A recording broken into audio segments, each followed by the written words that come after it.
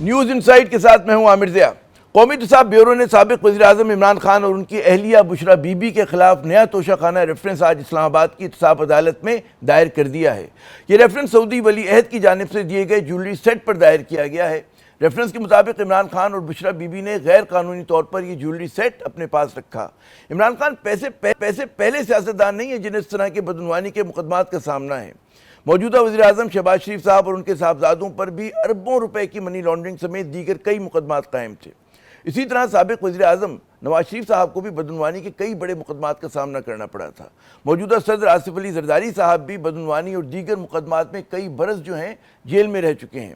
یعنی کہ پاکستان میں جب سیاستدانوں پر برے دن آتے ہیں تو اپنے ساتھ بدعنوانی کے سچے جھوٹے مقدمات بھی لاتے ہیں۔ تاریخ ہمیں بتاتی کہ سیاستدان اس طرح کے مقدمات کی گرفت سے نکل ہی آتے ہیں، اور یہی نہیں بلکہ وہ پاک صاف ہو کر دوبارہ مقدار پر بھی بیٹھ جاتے ہیں۔ آج وفاقی اور صوبائی کابینوں میں بیٹھے ہوئے بہت سے چہرے اس کی زندہ مثال ہیں۔ کہ عمران خان صاحب بھی اتنے ہی خوش قسمت ثابت ہوں گے جتنا شریف یا زرداری خاندان ہے؟ اس سوال کا جواب تو ہمیں مستقبل میں ہی ملے گا، لیکن فی الوقت عمران خان اور ان کی اہلیہ جو ہیں وہ طوفان کی زد میں ہیں۔ حکومت کا دعویٰ ہے کہ اس کے پاس عمران خان کی مبینہ بدعنوانیوں، غلط کاریوں اور حتیٰ کہ دہشت گردی میں ملوث ہونے کے ناقابل تردید شواہد موجود ہیں، لیکن عدالتوں نے سابق وزیراعظم کو کئی مقدمات میں یا تو بری کر دیا ہے یا پھر ضمانت پہ رہا کرنے کا حکم دے دیا ہے۔ پاکستان تحریک انصاف کا دعویٰ ہے کہ عمران خان پر نئے مقدمات انہیں جیل میں رکھنے کے لیے بنائے جا رہے ہیں۔ کیا واقعی ایسا ہے؟ اگر ایسی تو عمران خان کی مشکلات پاکستان کو درپیش مشکلات کے سامنے کہیں چھوٹی اور معمولی ہیں۔ اصل مسئلہ پاکستان کا ہے جسے سیاسی استحکام، معاشی ترقی اور امن کی اشد ضرورت ہے، اور اس کے لیے پاکستان کی سیاست کو بند گلی سے نکالنا ضروری ہے۔ کیسے؟ بات کرتے ہیں سابق وزیر اور سینئر سیاستدان محترم فواد چودھری صاحب سے۔ جناب فواد چودھری صاحب، بہت شکریہ، آپ نے اپنا قیمتی وقت دیا۔ سب سے پہلے تو یہ بتائیے کہ میں آپ کی ایک ٹویٹ پڑھ رہا تھا، اس میں آپ نے بلکہ ٹویٹ کیا پوسٹ، ایکس کے اوپر پوسٹ، اس میں آپ نے لکھا کہ جناب ملک میں مکمل آئینی بریک ڈاؤن ہو گیا ہے، اور قومی حکومت کی آپ نے ضرورت پر اہمیت پہ زور دیا۔ اچھا، اسی طرح کی بات جو مفتاح اسماعیل صاحب نے بھی میرے پروگرام میں کی تھی کچھ دن پہلے، تو کوئی آپ کو یہ لگتا ہے کہ کوئی ایک ویو چلی ہے جو قومی حکومت کا مطالبہ کر رہی ہے؟ پہلی بات، اور دوسرا یہ حکومت بنے گی کیسے، اور اس کو بنانے کے لیے کرنا کیا ہوگا جناب؟ دیکھیں، پہلی بات تو یہ ہے عامر صاحب کہ پاکستان کے اندر جو حالات ہیں وہ تو بالکل ہی ایک ڈسمل حالات ہیں، بہت ہی زیادہ ایک بے یقینی کی کیفیت ہے۔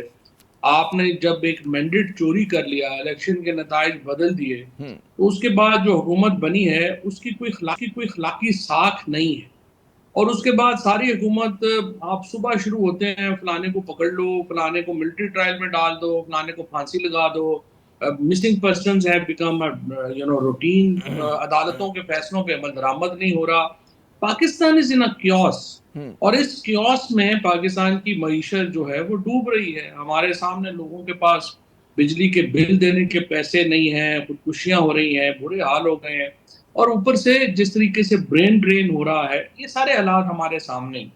اب اس کی واحد حل یہی ہے کہ پاکستان کو ایک سٹیبل سسٹم کی طرف لے جایا جائے۔ اب سٹیبل سسٹم میں ضروری یہ ہے، دیکھیں نا، کیا ہمیں انتظار کرنا چاہیے؟ اب یہ جو متھ ہے اس وقت وہ یہی ہے کہ جی پاکستان کے لوگ باہر نہیں نکلیں گے۔ آئی مین کین یو اس کے اوپر آپ اپنی اسٹریٹجی بنائیں گے؟ اگر لوگ باہر نکلیں گے تو پھر کیا آپ موب کا انتظار کر رہے ہیں؟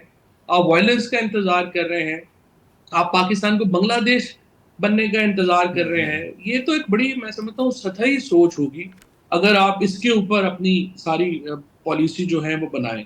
عمران خان کی سیاست کو دیکھیں، 2 سال پوری کوشش کر لی ختم کرنے کی، کیا آپ نے حربہ ہے نہیں آزما لیا؟ پارٹی کو بین کر لیا، الیکشن پارٹی کے بغیر کرا لیے، لوگوں کو اٹھا لیا، لیڈرشپ جو ہے اس کو آپ نے ٹھڈے مکے مار کے الیکشنوں سے باہر کر دیا، جیلوں میں ڈال دیا، عمران خان کو 1 سال سے اوپر جو ہے وہ جیل میں رکھ دیا۔ پارٹی ختم نہیں ہو رہی ہے۔ Imran Khan is the most relevant political leader even now internationally. He is most relevant political leader of Pakistan. تو آپ کو اپنی پالیسی کو چینج کرنا پڑے گا۔ آپ اگر یہ انتظار کر رہے ہیں کہ جب تک وائلنس نہیں ہوگا اپنی پالیسی چینج نہیں کریں گے، پھر تو ظاہر ہے اللہ ہی آپ کی مدد کرے اور آپ کو عقل دے۔ ادروائز تو دیکھیں سامنے نظر آ رہا ہے کہ یہ معاملہ حل نہیں ہو رہا۔ ہاں، نیوشتے دیوار ہے، حل نہیں ہو رہا۔ اچھا، یہ بتائیے کہ ہمارے آئین میں کوئی قومی حکومت کا پروویژن ہے؟ پہلی بات۔ دوسری بات یہ کہ فوج کو منائے بغیر قومی حکومت بن سکتی ہے، کیا ان کا آن بورڈ ہونا ضروری ہے؟ اور اسی سے منسلک تیسرا سوال جو اسی کے حصے ہیں، کیا اس میں جو متنازع سیاستدان ہیں، متنازع خاندان ہیں، ان کو باہر رکھا جائے اس قومی حکومت سے، بالکل ایسے لوگوں پر لائی جائے کہ جو کچھ لوگ ٹیکنوکریٹ سیٹ اپ کی بات کرتے ہیں، کچھ وہ لوگ کہتے ہیں کہ جی نان کنٹروورشل غیر متنازع افراد آئیں، اس میں نہ شریف خاندان ہو، نہ زرداری خاندان ہو، اور لوگ کہتے ہیں عمران خان بھی نہ ہوں؟ جی نہیں، یہ تو نہیں ہو سکتا نا، جن کے ساتھ لوگ ہیں ان کو باہر کر دیں اور ایسے جو ہے وہ گلی محلے سے لوگ اٹھا کے بٹھا دیں، وہ تو دیکھیں نا اسٹیبلٹی اس سے نہیں آتی. لوگ ظاہر ہے پاکستان 2/3 سے زیادہ پاکستان تو عمران خان کے ساتھ کھڑا ہے، اور باقی جو پاکٹس ہیں وہ زرداری صاحب کی ہیں اور نواز شریف کی ہیں. سو یہ تینوں لیڈر ہی ایک پاکستان کے اندر ایک اس وقت کانسٹیٹیوٹ کرتے ہیں جو آپ کی ایک آئی وڈ سے ایک نیشنل لیڈرشپ ہے. اس کو تو یہی کانسٹیٹیوٹ کرتے ہیں، کسی کو اچھا لگے یا برا لگے. اور فوج کا ظاہر ہے ہمارے یہاں رول ہے 72 سال سے، اب وہ جو مرضی کہیں آئینی ہے غیر آئینی ہے، but it's realistically in real politics فوج کا ایک رول ہے. سو یہ 4 فریق ہیں سب سے اہم، اور اس کے ساتھ پھر باقی لوگ ہیں جیسے JUI ہے، یا آپ سمجھیے ANP ہے، even I would say PTM ہے، اور اب تو بلوچستان میں جو لوگ ہیں جو جن کے اتنے بڑے بڑے جلسے ہوئے، یہ سب لوگوں کو بہرحال آپ کو ایک پلیٹ فارم پہ لانا ہوگا. اور ایک کولنگ آف پیریڈ ہمیں چاہیے کہ جس میں PTI اگر یہ سمجھے کہ ٹیک آل ہے، تو ٹیک آل تو دیکھیں نا، پھر وہ تو اسٹریٹ موومنٹ سے ہی ہوتا ہے. اسٹریٹ موومنٹ میں سمجھتا ہوں پاکستان کے انٹرسٹ میں نہیں ہے اس وقت، کیونکہ پھر ہم وائلنس کی طرف چلے جائیں اچھا، گے، اس معاملے میں اور قربانی وائلنس سے زیادہ کس بچنے. کو دینی پڑے گی؟ کس کو زیادہ پیچھے ہٹنا پڑے گا؟ حکومت کو لچک دکھانی ہے، عمران خان کو لچک دکھانی ہے، اسٹیبلشمنٹ نے لچک دکھانی ہے؟ سب سے پہلے تو دیکھیے جی اسٹیبلشمنٹ نے اور اپنا جو ہے وہ رویہ بدلنا ہے ٹورڈز عمران خان. یہ تو نہیں ہو سکتا کہ آپ یہ کہیں کہ سب سے بڑے لیڈر ہے پاکستان کا ہے لیکن ہمیں قبول نہیں ہے. دیکھیے یہ تو نہیں ہو سکتا کہ آپ جو پاکستان کے عوام، دیکھیے اس وقت عمران خان پاکستان کے عوام کے مقتدر اعلیٰ ہونے کا استعارہ ہے، سمبل ہے پاکستان کی عوام کی سوورینٹی کا. So anything, any solution that you want to create without Imran Khan will not work. So بڑا سمپل بات ہے، آپ کو عمران خان کو حصہ اس میں لانا پڑے گا اس ایکویشن میں. اور آپ 6 مہینے، سال، 8 سال، الٹیمیٹلی تو آپ نے 8 مہینے یا 6 مہینے، 8 مہینے یا 1 سال، آپ کو الٹیمیٹلی تو الیکشن کرانے ہیں، فری اینڈ فیئر الیکشن کرانے ہیں، اور لوگوں کو یہ حق دینا ہے. کیونکہ دیکھیں یہ نہیں ہو سکتا کہ آپ نے کہ چونکہ فلانا کوئی ہمیں پسند نہیں ہے تو اس لیے ہم اس کو الیکشن ہی نہیں لڑنے دیں گے، جو ابھی آپ نے کیا. یہ تجویز بڑی، مطلب میں جب اس کی ڈیٹیل کے متعلق سوچ رہا ہوں کہ تفصیل میں ڈیول لائز ان دا ڈیٹیل، کہ اس میں ظاہر ہے کہ نون لیگ کو بہت بڑا قربانی دینی پڑے گی. قربانی سے مراد ان کے مفادات پہ زک پہنچے گی، پیپلز پارٹی کے پہنچے گی کسی حد تک، گو کہ ان کا سندھ کا قلعہ بڑا مضبوط ہے، تو آسان نہیں ہوگا یہ. پھر کیا ہمارے آئین میں جگہ ہے کہ قومی حکومت آ جائے 6 مہینے 8 مہینے کے لیے، اسمبلیز ڈیزالو کر دی جائیں؟ کیا آپ خاکہ کیا دیکھ رہے ہیں ذرا سا، مطلب ہے ہمیں بتائیے کہ کس طرح سے کہتے ہیں بلی کے گلے میں گھنٹی کیسے باندھی جائے گی؟ جی نہیں، کوئی ایشو نہیں ہے. ابھی آپ بڑی سیدھی بات ہے عامر کہ آپ اسمبلی سے ہی الیکٹ کروا لیں گے نا. عمران خان، ناصر زرداری اور نواز شریف جس پہ ہاتھ رکھیں گے وہ الیکٹ ہو جائے گا. پارلیمنٹ جو ہے وہ اس کو الیکٹ کر لے گی، اور وہ آپ جو وزیر اعظم آپ بنائیں 8 مہینے کے لیے، 10 مہینے کے لیے، 12 مہینوں کے لیے، تو اس کا ایجنڈا آپ واضح کر دیں. ایجنڈا آپ نے پہلے ظاہر ہے آپ نے IMF پروگرام سائن آف کرنا ہے ساری پارٹیز نے. اس کے بعد آپ نے یہ جو بنانا ہے کہ جو پولیٹیکل پروسیکیوشن ہے یہ ختم ہونی چاہیے، اس کا ایک نظام وضع کرنا پاکستان میں ضروری ہے. جوڈیشری کے اندر جو انڈیپینڈنس کے لیے جو چاہیے وہ ہمیں لانا ہے. اور اس کے بعد آئی وڈ سے کہ جو ہمارا اس وقت ایک رول ہے اداروں کے، وہ طے کرنے امپورٹنٹ ہے. تو یہ 4-5 بڑے ایجنڈے ہیں جو آرام سے 6-8 مہینے میں آپ کر سکتے ہیں، اور ایک کولنگ آف پیریڈ بھی مل جائے گا جس میں پولیٹیکل پارٹیز ایک دوسرے کے خلاف، جو اس وقت ایک ٹمپریچر اتنا ہائی ہے اس کو نیچے لانے میں ایک امپورٹنٹ ہے کہ وہ پیریڈ ملے. کیونکہ فوری الیکشن میں تو ہر ایک کو پتہ ہے عمران خان نے ہی جیتنا ہے، اور پھر لوگ یہ ڈرتے ہیں کہ PTI پتہ نہیں آ کے ہم سے وہی نہ کرے جو ہم نے PTI کے ساتھ کیا ہے. ظاہر ہے 2 سال میں لیکن ظلم اور زیادتیاں آپ کی نیک خواہشات اپنی جگہ، لیکن ابھی حقیقت تو یہ کہ عمران خان کے گرد بظاہر گھیرا جو ہے تنگ سے تنگ ہو رہا ہے. اچھا اسی میں لوگ جب لیفٹیننٹ جنرل فیض حمید صاحب کی گرفتاری کو دیکھتے ہیں اور پھر قیاس آرائیاں ہوتی ہیں اور حکومتی وزراء یہ بات کرتے ہیں کہ جی ملوث کرنے کی بات کرتے ہیں کہ ان کے تانے بانے تھے, آپ دیکھ کیا رہے ہیں, یہ کیا کہیں گے جو لیٹسٹ ڈیولپمنٹ ہوئی ہے اس کو کس نظر سے دیکھتے ہیں؟ اس میں پھر آپ کی تجویز بھی آ جاتی ہے یہ والی. جی یہ عامر یہ تو وہی 2 سال کی پالیسی ہے نا, پکڑ لو مار دو پھانسی لگا دو, یہ تو اسی پالیسی کا حصہ ہے نا. اگر وہ دیکھیں جنرل فیض کی گرفتاری سے عمران خان کو کیا فرق پڑے گا سیاسی طور کے اوپر؟ عمران خان کی کیا پاپولیرٹی جنرل فیض صاحب کی وجہ سے ہے؟ آنسر از نو. کیا عمران خان کو یہاں تک اتنی بڑی جو ان کا قد ہے آج وہ جنرل فیض صاحب کی وجہ سے ہے؟ Answer is know. P T I 2024 کا الیکشن اتنے زبردست طریقے سے جیتی ہے وہ فیض صاحب کی وجہ سے جیتی ہے؟ آنسر از نو.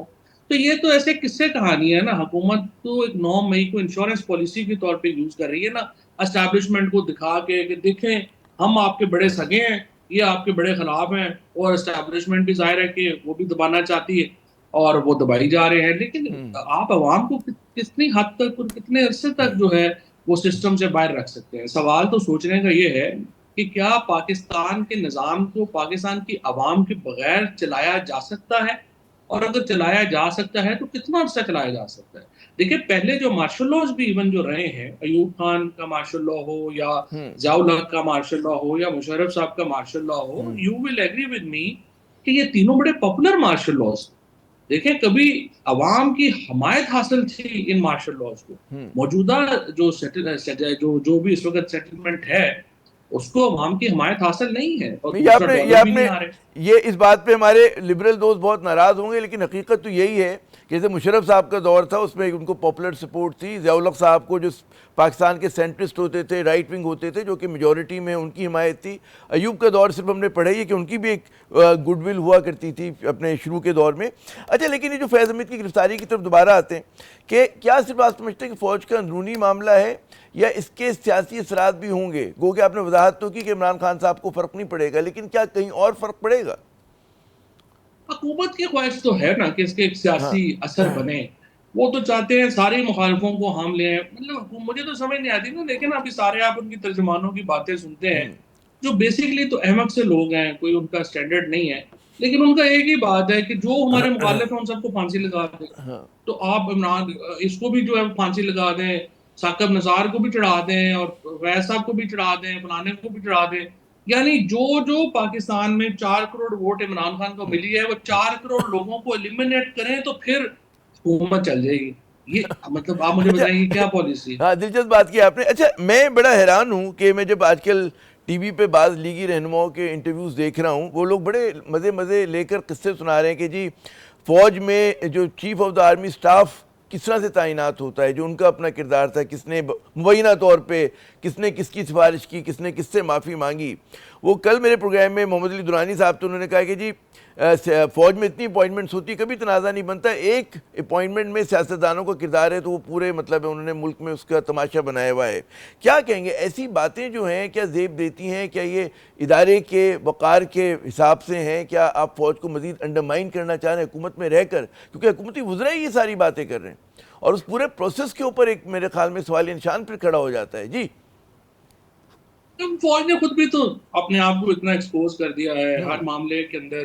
انہوں نے اپنے آپ کو اتنا آئی وڈ سے کہ میڈیا کے اوپر اور ہر جگہ اتنا زیادہ انہوں نے اپنے آپ کو جو ہے وہ پیش کیا ہے کرٹیسزم کے لیے کہ وہ تو اب ایک اکانومی جنریٹ ہو گئی ہے فوج کے خلاف باتیں کرنا, جس میں اور بھی باہر اکاؤنٹ بیٹھے ہوئے ہیں.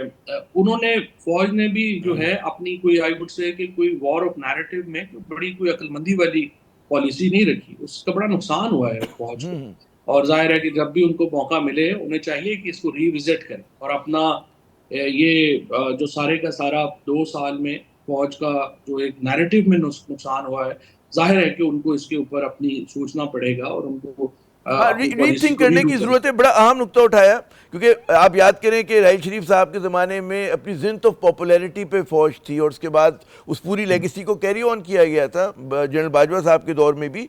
لیکن یہاں پہ یہ سوال جو ریوزٹ کرنے کی بات آتی ہے, جو مجھے نظر آ رہا ہے, اور آپ بھی اتفاق یہ بھی اشارہ کر رہے تھے کہ باہر بیٹھے ہوئے جو حکومت مخالف ہیں وہ متنازع بنانے کی کوشش کر رہے ہیں فوج کو, لیکن زیادہ تشویش کی بات یہ نہیں کہ جو لوگ حکومت میں وہ بھی یہی کام کر رہے ہیں, وہ دوست بن کے یہ کام کر رہے ہیں. حکومت میں بیٹھے لوگوں کا تو پرابلم یہ ہے نا, دیکھیں اس وقت نواز شریف اور آصف زرداری یا نون لیگ اور پیپلز پارٹی تو بیسیکلی تو سیاسی لاشیں ہیں نا, جو کہ فوج اٹھا کے پھر رہی ہے, اسٹیبلشمنٹ اٹھا کے پھر رہی ہے. اور یہ وہ ایک آپ نے کہانی سنی ہوگی نا کہ جہاں پہ وہ ایک ہوتا تھا طلسم حشربا میں, ایک بابا تھا جو کندھوں پہ اٹھا لیا تو اس نے وہ پکڑ ہی لیا اور وہ چھوڑ ہی نہیں رہا تھا, اور الٹیمیٹلی وہ جو جس نے کندھوں پہ اٹھایا تھا اس کو لے کے وہ پھر ڈوب گیا سمندر میں.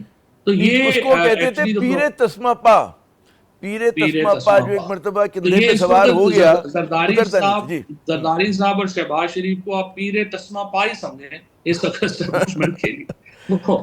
اب وہ ادھر ادھر بھاگ رہے ہیں اور وہ ان کو ظاہر ہے وہ کندھے سے اتر نہیں رہی ہے. تو آپ دیکھتے ہیں کہ اس کا انجام کیا ہوگا. ایک فرض کرنے والا سوال کرتے ہیں کہ ابھی تک آپ کی مطلب ہے آپ بہت ایڈوکیٹ کر رہے ہیں عمران خان صاحب کا کیس, پی ٹی آئی کا کیس, اور گو کہ آپ پی ٹی آئی میں فارملی ابھی نہیں ہیں.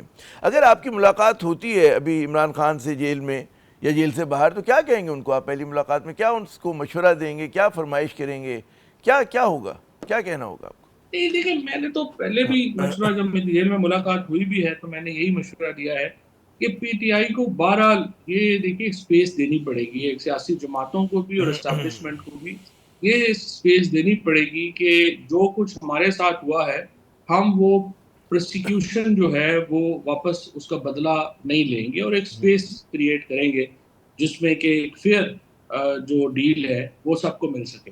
کہ سیاسی اور بیلوم النظری کے یہی ایک ساتھ, واحد جی سیاسی یہی بیلوم ایک النظری کا واحد مظاہرہ کریں. جی یہی ایک واحد ذریعہ ہے جس سے ہم پاکستان میں وائلنس اوائڈ کر سکتے ہیں. میرا جو سب سے بڑا کنسرن ہے وہ یہ ہے کہ دیکھیں ہمیں ایک ایسی پاکستان جو ہے وہ اس اسٹریٹ موومنٹ کی طرف نہ جائے جس طرف بنگلہ دیش گیا ہے, کیونکہ اس کے نتیجے میں جو وائلنس آئے گا وہ دیکھیں بڑا انفارچونیٹ ہے, ہم اس کو پتہ نہیں کیسے کنٹرول کر پائیں گے. دوسری بات یہ ہے دیکھیے, اگر آپ عمران خان اور پی ٹی آئی کو ہٹاتے ہیں سیاسی منظر نامے سے, پھر بڑی سیدھی بات ہے کہ بلوچستان اور خیبر پختونخوا نیشنلسٹ اور جو سیسیشن گروپس ہیں ان میں اور پنجاب جو ہے وہ شدت پسند گروپوں کے پاس چلا جائے گا, کیونکہ عمران خان ہی وہ واحد لیڈر ہے اور پی ٹی آئی وہ واحد جماعت ہے جس نے پاکستان کو جوڑا ہوا ہے, اور ایک معتدل جو آئی وڈ سے کہ جو ایک پالیسی ہے اس کے اندر وہ جڑا ہوا ہے. اگر عمران خان اور پی ٹی آئی ہٹتی ہے تو پھر پاکستان ایکسٹریمسٹ اور نیشنلسٹ کے درمیان سیاسی طور پہ تقسیم ہو جائے گا, جو بہت ہی بالکل مناسب تباہکن ہے. بات, درست بات کہ واقعی پاکستان احتجاج کے متحمل نہیں ہو سکتا. میرا آخری سوال, کیونکہ ہمارا سیگمنٹ ختم ہو رہا ہے, کہ بظاہر لگ رہا تھا لوگوں کو, ان کی پارٹی کا دعویٰ تھا کہ عمران خان کی رہائی بہت قریب ہے, لیکن پھر آج ہم دیکھتے ہیں کہ ایک اور توشہ خانہ کا ریفرنس ان پہ دائر ہو گیا. تو آپ کو لگتا ہے کہ مطلب ہے کہ جو جوڈیشل ان کے جس کوپ ویب کے اندر وہ پھنس گئے ہیں اس سے نکلنا بڑا مشکل ہے جب تک کوئی سیاسی ڈیل نہیں ہو جاتی جناب؟ نہیں, وہ تو ظاہر ہے کہ عمران خان کے باہر آنے کا مطلب تو یہی ہے نا کہ یہ حکومت فارغ ہو گئی. سو ظاہر ہے کہ وہ تو انہوں نے پوری زور لگانا ہے عمران خان کو جیل میں رکھنے کے اوپر, اور یہ اسی کے نتیجے میں ہی تو پاکستان ایک ڈیسٹیبلائز ہو رہا ہے, جس میں زور لگ رہا ہے پورا ریاست کا کہ عمران خان کو ہم نے باہر نہیں نکلنے دینا. قانونی طور پہ وہ کیسز ہے نہیں ہیں, لہٰذا اس میں وہ جوڈیشری سے بھی لڑ پڑے ہیں, اسی میں وہ جو ہے وہ اس وقت سوسائٹی سے بھی جو ہے وہ لڑ پڑے ہیں. سو اب پاکستان کی اس وقت پرابلم یہ ہے کہ ہمارا حکمران طبقہ جو ہے وہ پورے پاکستان کے سیگمنٹ سے لڑائی کر رہا ہے, چاہے وہ ہمارا جوڈیشری ہے, چاہے وہ ہماری سول سوسائٹی ہے, چاہے ہمارا ووٹر ہے, عام غریب آدمی, ہر ایک سے اس وقت ایک لڑائی ہے. اور صبح سے شام تک ہمیں یہی نظر آتا ہے پکڑ لو پکڑ لو پکڑ لو, مار دو مار دو تضادات مار جو ہیں دو, پھانسی پاکستان لگا کے دو پھانسی. بڑھتے جا رہے ہیں. بہت بہت شکریہ فواد چودھری صاحب, آپ نے اپنا قیمتی وقت دیا. دو تین باتیں بڑی اہم کی فواد چودھری صاحب نے کہ حکمران اشرافیہ نے ماسک کھول لیے ہیں, اور ہمیں یہ سمجھنا چاہیے کہ اگر کسی کو انصار ہے کہ جی احتجاج جب تک نہیں ہوگا تب تک پاکستان میں کوئی مثبت تبدیلی نہیں آئے گی، تو یہ غلط خیال ہے، کیونکہ پاکستان جن حالات میں ہے اس میں احتجاج کا متحمل نہیں ہو سکتا۔ یہاں پہ ناظرین ایک وقفہ لیتے ہیں، وقفے کے بعد جب دوبارہ حاضر ہوں گے تو اس ملک کا ایک اور بہت بڑا دکھ ہے، اور اصل دکھ وہی ہے، وہ ہے معیشت کا، اس پر بات کریں گے، ہمارے ساتھ رہیے گا۔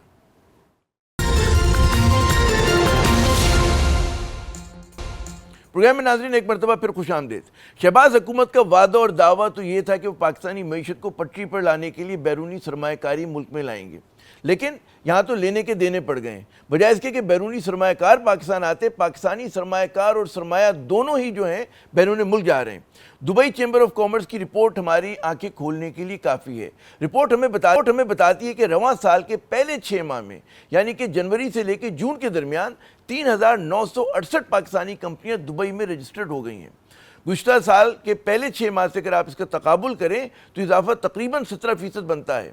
یوں سمجھیں کہ پاکستانی جو ہیں دبئی میں کمپنیاں رجسٹر کرانے کے حساب سے دنیا میں دوسرے نمبر پر آ گئے ہیں۔ اسی تناظر میں پاکستان بزنس کونسل کی اس تنبیہ کو آپ نظر انداز نہیں کر سکتے کہ کئی ملٹی نیشنل کمپنیز جو ہیں وہ پاکستان چھوڑ چکی ہیں اور مزید یہاں سے جانے والی ہیں۔ اس کے بہت ساری وجوہات ہیں۔ اس میں تازہ ترین وجہ جو ہے وہ فائر وال کی تنصیب ہے، جس نے پاکستان میں انٹرنیٹ کو ناقابل بھروسہ اور سست رفتار بنا دیا ہے۔ سرمایہ کاروں کے نزدیک ملک میں جاری سیاسی عدم استحکام، ٹیکسوں کی بلند شرح، مہنگی ترین بجلی اور گیس، بدعنوانی، دہشت گردی اور انصاف کا کمزور نظام، ایسی ہی دیگر وجوہات ہیں جنہوں نے پاکستان کو سرمایہ کاروں کے لیے بڑا ایک ناموزوں ملک بنایا ہوا ہے۔ گزشتہ 2 برس میں بین الاقوامی کمپنیاں اپنے آپریشنز فروخت کر کے، یا تو انہوں نے مکمل فروخت کر دی ہے، پارشل فروخت کیے ہیں، انہوں نے پاکستانی مارکیٹ کو یہ کہہ کے خیر بات کہہ دیا ہے۔ اس میں امریکی دواساز کمپنی فائزر اور ایلی بھی ہے، ناروے کی ٹیلی کام کمپنی ٹیلی نور ہے، ڈچ کمپنی شیل جو ہیں وہ سر فہرست ہیں۔ بلومبرگ میں شائع ہونے والی رپورٹ کے مطابق بجلی کے بلوں نے پاکستان میں گھروں کے کرائے کو پیچھے چھوڑ دیا ہے۔ رپورٹ میں بتایا گیا ہے کہ جی بجلی کی قیمتوں میں گزشتہ 3 برس میں 155% اضافہ ہو چکا ہے۔ انہی حالات کی وجہ سے بہتوں کے کاروبار تباہ ہو رہے ہیں، فیکٹریاں بند ہو رہی ہیں اور ملک میں جو ہے بے روزگاری بڑھ رہی ہے۔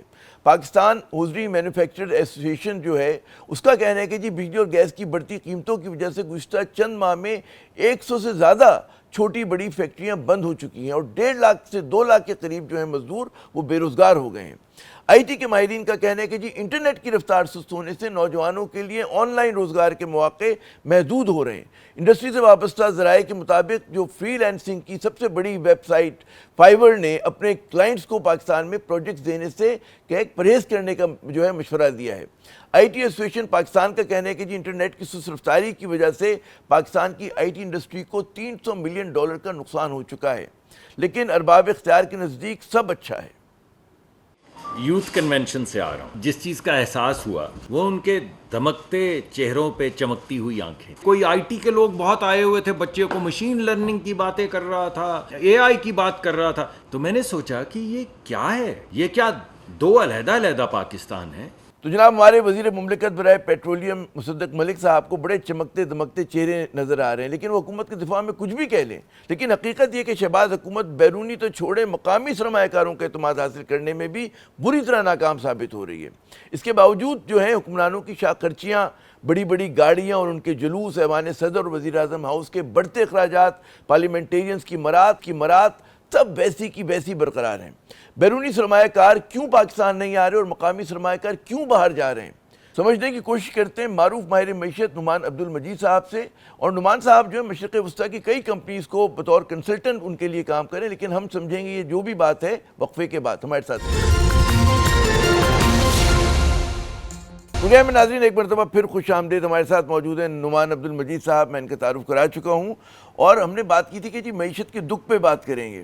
اور آپ کو تو پتہ ہی کہ یہاں پہ شہباز حکومت نے دعویٰ کیا تھا کہ ہم پتہ نہیں کہاں سے بیرونی سرمایہ کاری لائیں گے، لیکن جیسا کہ میں نے آپ کو وقفے سے پہلے بتایا کہ یہاں سے کمپنیز جو ہیں باہر جا رہی ہیں۔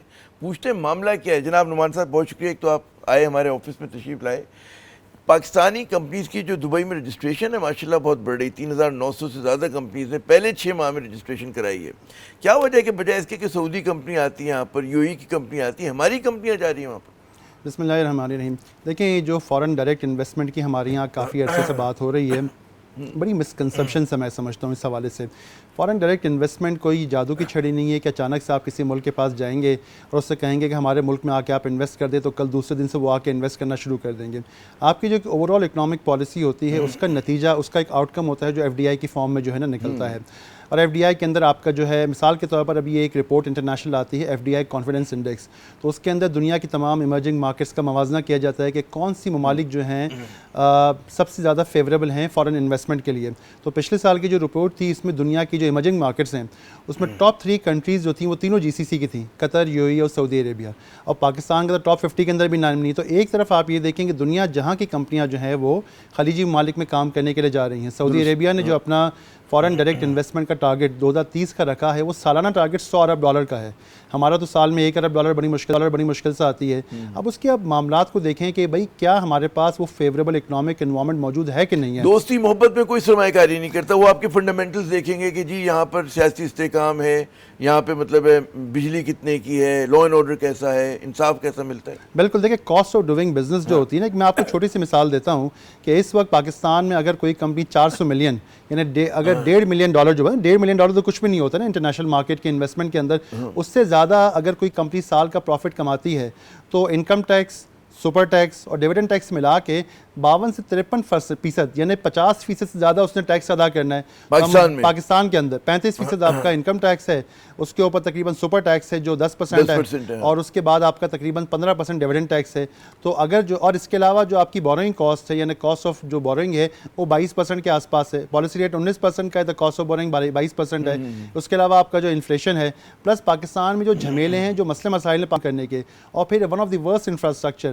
تو ایسی صورتحال میں جب بھی کوئی کمپنی, پلس پولیٹیکل انسٹیبلٹی اور دیگر معاملات اپنی جگہ ہیں, تو اصول یہ ہوتا ہے کہ کوئی بھی فارن کمپنی جب اپنا ایک انالائز کرتی ہے کہ میرے پاس دنیا کے 50 ممالک اویلیبل ہیں کہ میں دنیا میں کہیں بھی جا کے انویسٹ کر سکتی ہوں, تو بھائی کس وجہ کی بنیاد پہ پاکستان میں آ کے وہ انویسٹ کریں گے.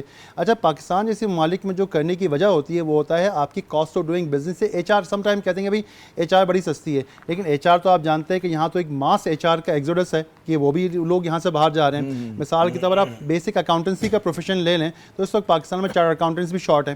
تو کہنے کا مقصد یہ ہے کہ اگر اس ملک میں ہائیسٹ بورنگ کاسٹ ہے, ہائیسٹ ٹیکسیشن ریٹ ہے, ہائیسٹ بجلی کا ریٹ ہے, اور آپ کے پاس کوالیفائڈ ایچ آر بھی اویلیبل نہیں ہے, تو کس بنیاد پہ آپ فارن کمپنیز کو یہاں بلا کے کریں گے. ہوتا یہ کہ اگر پاکستان نے فارن ڈائریکٹ انویسٹمنٹ واقعی سیریس سے, تو ہم نے پوری اپنی معیشت کا, اکانومی کا جو ہے نا جائزہ لینا ہوگا, سیاست کا بھی لینا ہوگا. اور ہمارے جیسے مثال آئی پی پیز کا معاملہ آپ دیکھیں نا, آئی پی پیز کے معاملے میں صحیح یا غلط کو ایک سیکنڈ کے لیے ہٹا دیں, آپ یہ دیکھیں ہر 2 یا 3 سال بعد یہ معاملہ دوبارہ سامنے آ جاتا ہے. ہم فارن انویسٹر سے بات کریں, نیگوشیٹ کرنے بیٹھ جاتے ہیں. دیکھیں معاملات اس طریقے سے, انٹرنیشنل معاملات اس طریقے سے نہیں چلتے. ایک بار آپ نے سوورن گارنٹی آپ نے دے دی تو آپ نے دے دی, معاہدے کرنے سے پہلے سوچنا چاہیے تھا. میں ایسے خلیجی ممالک کو بھی جانتا ہوں کہ جہاں پہ ان لوگوں سے کچھ غلطیاں بھی ہوئیں تو غلطیاں ہی بعد میں سدھاری. اس کے علاوہ ایک اور بھی آپ چیز دیکھیں گے, جب بھی ہمارے یہاں پرائیویٹائزیشن کے تھرو ایف ڈی آئی کی بات آتی ہے تو ہمیشہ کہا جاتا ہے کہ جی ہماری لاس میکنگ انٹرپرائزز کو ہم کریں گے. دیکھیں یہ 1990 اور 1980 کا مائنڈ سیٹ ہے کہ جب سوشلزم ختم ہو رہا تھا, کیپٹلزم آ رہا تھا تو بہت ساری ایسی انٹرپرائزز تھیں دنیا کی کنٹریز کے اندر جو لاس میکنگ تھی. تو ملک کیا کرتے تھے, کہتے ہیں بھائی لاس میکنگ جو نان پروفیٹیبل ہیں ان کو آپ پرائیویٹائز کر دیں. لیکن یہ ٹرینڈ چینج ہو گیا. آپ اس کی مثال اگین سعودی عربیہ سے لیں, جب سعودی عربیہ نے اپنا پرائیویٹائزیشن کا پروگرام شروع کیا اور اپنا ساورن ویلتھ فنڈ بنانے کے لیے کیا, تو سب سے پہلے جس کمپنی کو مارکیٹ میں لے کے آئے وہ ارامکو تھی. ارامکو کو انہوں نے کہا کہ ہم ارامکو کی لسٹنگ کرائیں گے. سب سے پروفیٹیبل دنیا کی سب سے بڑی پرائیویٹ نے ارامکو کو کہا اور اس کی انہوں نے لسٹنگ کرائی. اور اب مزید بھی جو مزید ایکسپینشن کے لیے کہہ رہے ہیں کہ ہم اپنے کیپٹل مارکیٹس کو بوسٹ کرنے کے لیے دوبارہ ارامکو میں لے کے آئیں گے. تو کہنا کہ ہمارے یہاں بات یہ کی جاتی ہے کہ نہیں وہ آپ نے اگر پروفیٹیبل کمپنی بیچ دی تو فیملی سلور بیچ دیا فلاں ڈھماکہ. یہ انتہائی فرسودہ سوچ ہے, ہمیں اس سوچ سے نکلنا ہوگا. ابھی عمان نے پچھلے دنوں دوبارہ اپنا پرائیویٹائزیشن پروگرام سٹارٹ کیا, تو جو 2 اپنی سب سے بہترین کمپنیاں تھیں ان کو پیش کیا, اس کو انہوں نے لسٹنگ کرائی, جس کے اندر جرمنی کے, عمان, سعودیہ کے, قطر کے سارے انویسٹرز نے آ کے انویسٹ کیا. تو پاکستان کو بھی یہ جو ہے نا کہ ہم صرف لاس میکنگ انٹرپرائز کو اونے پونے داموں کسی کو تھما دیں گے, اس مائنڈ سیٹ سے نکلنا ہوگا. یہ بڑی پاکستان کو, کیونکہ آپ کا زیادہ تجربہ مڈل ایسٹ میں کام کرنے کا ہے, آپ ابھی میرے خیال میں ریاض میں ہی بیس ہے نا, تو پاکستان کو بہت زیادہ توقع ہوتی ہے کہ جی سعودی منی آ جائے گی, یو اے ای کی منی آ جائے گی. وہاں کے سرمایہ کار کو یا انویسٹر کو اٹریکٹ کرنے کے لیے کیا کرنا پڑے گا پاکستان کو؟ یہ بھی حالات ایسے نہیں ہیں کہ بس ہمیں خوش فہمی ہے کہ برادر اسلامی ملک آئیں گے, لیکن وہ تو پیسہ دیکھ کر آئیں گے نا. دیکھیں جہاں تک سعودی اور یو اے کا تعلق ہے, جہاں تک اصولی فیصلہ ہے ان پرنسپل, یہ تو میں خود کہہ سکتا ہوں دعوے سے کہ دونوں ممالک کی حکومتیں ویری کین ہیں, پاکستان میں انویسٹ کرنا چاہتی ہیں, لیکن سوال یہ پیدا ہوتا ہے, اور وہ دیکھتی بھی رہتی ہیں اپارچونیٹیز کو, ہماری بھی بات ہوتی ہے, لیکن سوال یہ کہ کیا ہمارے پاس ایسی اپارچونیٹیز, ایسے ایسٹس اویلیبل ہیں جو ان کو دکھایا جا سکے. اور جیسا میں نے ابھی آپ کو پورا جو ورک فلو بتایا, مائننگ میں تھوڑا سا سعودی انٹرسٹ ہے جو ہمیں یاد پڑتا ہے, بہت ساری چیزوں کے اندر ہے, ریکوڈیک میں ہے ان کا, جی بہت ساری سیکٹرز کے اندر انویسٹ ہے, ایگریکلچر کے اندر ہو سکتا ہے, ایجوکیشن میں ہو سکتا ہے, بہت ساری چیزوں میں پیسے لگا سکتے ہیں. دیکھیں انویسٹمنٹ کا اگر میرٹ بنتا ہے نا کہ اگر آپ کا کوئی سیکٹر فیزیبل ہے, اس کے اندر لانگ ٹرم ریٹرن ہے, اسٹیبلٹی ہے, تو کوئی بھی تو پیسے کی دنیا میں کوئی کمی نہیں ہے, لوگ آ کے لگا دیں گے. لیکن ایک اور بھی آپ کو بتاؤں کہ ہمارے یہاں انویسٹمنٹ کا مسئلہ کیا ہوتا ہے. فار ایگزامپل سعودیہ, مجھے اور جو خلیجی ممالک کے کئی سورن ویلتھ فنڈ سے میری بات ہوئی, وہ یہ کہتے ہیں کہ ہمارے یہاں سے جو لوگ ان معاملات کو ڈیل کر رہے ہوتے ہیں وہ ہوتے ہیں یہاں کے ٹاپ ناچ کنسلٹنٹس ہوتے ہیں, انویسٹمنٹ بینکرز ہوتے ہیں, بیسٹ کوالیفائڈ لوگ ہوتے ہیں جو ڈیل کر رہے ہوتے ہیں. عمومی طور پر جو پاکستان سائڈ سے جو لوگ اس معاملات کو ڈیل کر رہے ہوتے ہیں وہ بیوروکریٹس ہیں. وہ غریب آج لائف اسٹاک منسٹری میں ہیں, تو 6 مہینے بعد شاید وہ انویسٹمنٹ منسٹری میں ہوں گے, تو کچھ عرصے بعد ایجوکیشن, ہوم ورک کی بڑی شدید کمی ہوتی ہے ہمارے یہاں سے. مجھے یہ بات مفتاح اسماعیل صاحب سے ایک بار میں گپ کر رہا تھا آف دا ریکارڈ, خیر کوئی ایسی خفیہ بات نہیں اس لیے میں شیئر کرتا ہوں. کہتے ہیں وہ جب ہم لوگ میٹنگ میں جاتے ہیں تو ان کو امریکنس کو, برٹش کو, باقی ممالک کے لوگوں کو پتہ ہوتا ہے وہ اس میٹنگ سے کیا حاصل کرنا چاہتے ہیں. ہمارا جو ہوتا ہے وہ زیادہ زور پی آر پہ, وہ بھی غیر ضروری قسم کی پی آر پہ ہوتا ہے. تو یہ تو ہے کہ تیاری کی کمی ہوتی ہے, ہمارے آبجیکٹیوز جو ہیں وہ کلیئر نہیں ہوتے. اچھا یہ بتائیے کہ پیش رفت اب تک کچھ ہوئی ہے یا نہیں ہوئی ہے؟ جو ہم لوگ کوشش کر رہے تھے, پاکستان کی بڑی کوشش تھی SIFC کے پلیٹ فارم کے ذریعے لانے کی, بڑا اچھا پلیٹ فارم ہے, بڑا اچھا انیشیٹو تھا, لیکن دقت کہاں پر آ رہی ہے؟ What are the problem areas? دیکھیں میں یہ سمجھتا ہوں کہ ہمارے پاس بہت ساری انفارمیشن ایسی ہے جو پبلک ڈومین میں اویلیبل نہیں ہے, تو ہاں یا نا کو یکمشت کہہ دینا تو مشکل ہے. لیکن جہاں تک میری معلومات ہے ابھی بھی بہت سارے معاہدوں پہ, بہت سارے معاملات پہ ڈسکشن چل رہی ہے. اب وہ ڈسکشن مٹیریلائز, دیکھیں اس کے پہلے آپ اس کی ایک پری اسکریننگ کرتے ہیں, پھر اس کا LOI آتا ہے, پھر ڈیو ڈیلیجنس ہوتی ہے, ڈیو ڈیلیجنس کے بعد جو ہے اس کی ٹرمز فائنلائز ہوتی ہیں, اور پھر اس کی انویسٹمنٹ ایگزیکیوشن ہوتی ہے. آن این ایوریج جو بھی ایک FDI یا انویسٹمنٹ کی ٹرانزیکشن ہوتی ہے اس کا دورانیہ 1 سے 1.5 سال کا ہوتا ہے عمومی حالات میں. تو پاکستان کے تو خصوصی حالات ہیں, تو ظاہر ہے کہ دورانیہ تھوڑا آگے پیچھے بھی ہو سکتا ہے. تو میں اس لیے سمجھتا ہوں کہ چونکہ نئی گورنمنٹ آئی ہے, اگلے 6 سے 8 مہینے کے اندر ہمیں مزید واضح پکچر سامنے آئے گی کہ کتنی ڈیل. لیکن اس کے لیے IMF سے آپ کا مطلب جب تک معاہدہ نہیں ہوتا, آپ لوگ ایجنڈے پہ تھے نہیں ہیں اس بار جو میٹنگ ہو رہی ہے ابھی تک جو اطلاعات ہیں؟ دیکھیں اس میں یہ کہا جا رہا ہے کہ شاید ہم دوبارہ ایجنڈے پہ آ جائیں, لیکن یہ ضروری ہے کہ کرنسی جو ہماری تھوڑی سی اسٹیبلائزیشن ہے, کرنٹ اکاؤنٹ کچھ کنٹرول میں آیا ہے, تو یہ خوش آئند بات ہے کہ اس کی وجہ سے جو کرنسی رسک ہے اس پہ ایک لوگوں کو ہم ایک کہہ سکتے ہیں کہ دیکھیں ہماری کرنسی کنٹرول میں آ گئی ہے.